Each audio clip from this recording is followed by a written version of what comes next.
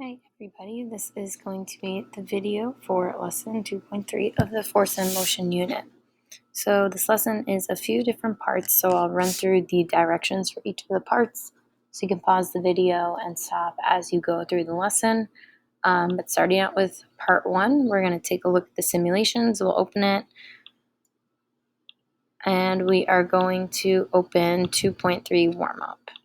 Come here, I come over to here, scroll down to the 2.3 warm-up. Looking here, I'm going to prepare a force, and in force panel, I'm going to select A and do 4 clicks in the direction that will make the object slow down, and repeat for object B.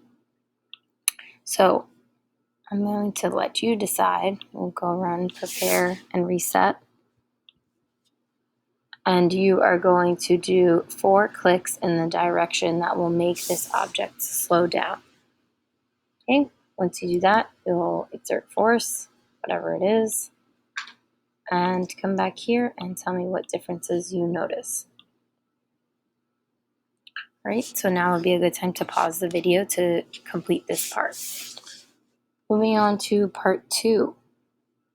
You are going to take a look again at the Designing a Wheelchair for All Shapes and Sizes.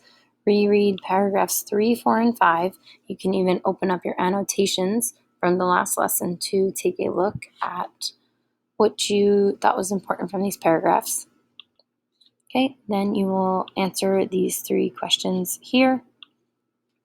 So which wheelchair would be more difficult to stop? A more massive, meaning like a heavier one, or a less massive, meaning like a lighter one? If the same force was exerted on both wheelchairs, which chair would go faster? And tell me how you would design a wheelchair for wheelchair using basketball players. Would you make it more or less massive? And I would like you to at least take 1 piece of evidence from the article in your answer here. So this should be a few sentences. You could even do bullet point answers here. I'm fine with that as long as you are using text evidence. Okay, so another good place to pause before moving on to part 3. Part 3 is modeling the effect of different masses.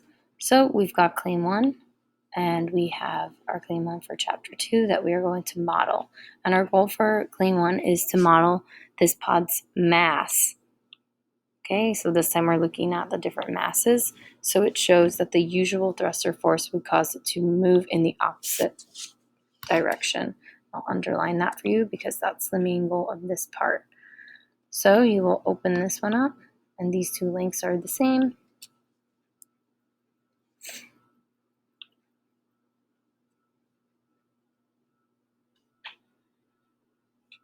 All right, you can see here that you have different masses for your pods. So in this one, and if you forgot, you can click here to see your goal, which is to model the pod's mass.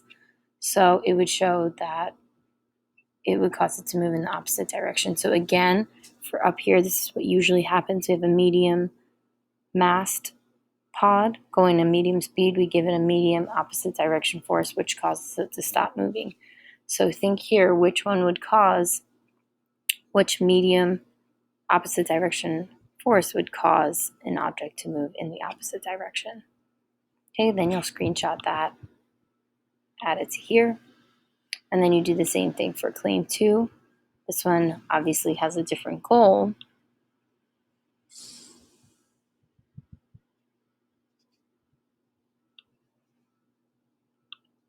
And this goal is that the usual thrust or force would only slow the pod down, not stop it, and cause it to hit the space station. So again, this first row up here is what normally happens, and I want you to model down here what would have caused the pod to hit the space station instead of stopping. All right. After that, part 4, you are going to then take your models and basically just explain them in words down here. Okay, and if you're in class, we'll go over this at the end of class so that we can make sure we have all the right answers.